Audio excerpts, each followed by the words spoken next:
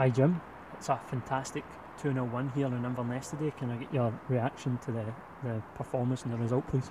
Well, it's an outstanding result, there's no doubt about that. To come up here, to beat a team with Inverness's quality, you know, a Premier League team last season, you know, and have been an established team there as well for a good number of years. So, you know, we're absolutely delighted with the result. And I thought, in the first half in particular, I thought we played some terrific stuff. I thought we scored a really sharp piece of thinking from young Scott Tiffoney to get us in the lead, and I think a deserved lead. The second half was certainly more difficult.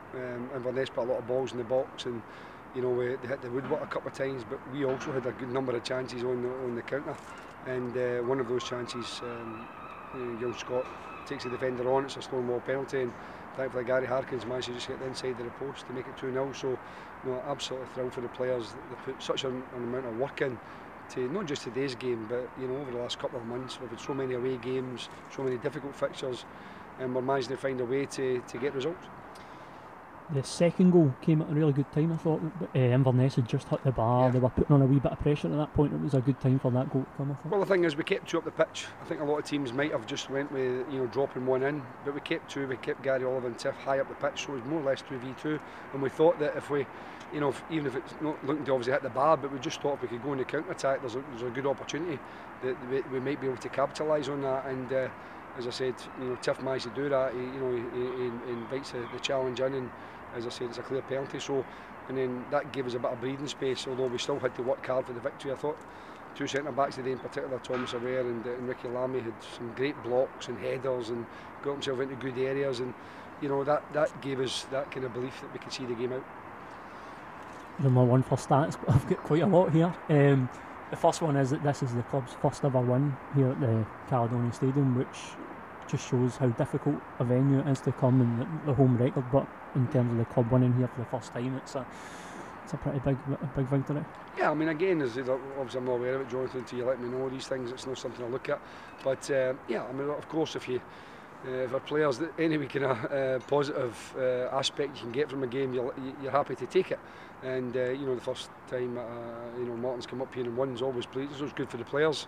It's something that you know, that'll be there now forever. You know, the next time you win up here will be not quite as exciting. But listen, you know, it's a tough venue. As I said, and on the back of the amount of away games I've had recently, I couldn't be any happier. And looking at that, obviously it's 7 undefeated now, 6 wins in your last 7. 5 of those 7 games have been away from home. 4 clean sheets in 6. The form's been incredible at the moment. Yeah, when the boys are putting such an effort in, and you know, as you well know, we're really stretched with injuries. You know, we're fit to cope. You know, I think as much as any club, and I know a lot of clubs will mention it, but you know, we've, I think, got about 7 players just now out injured who could and have been involved in the first team, you know, over the course of the season.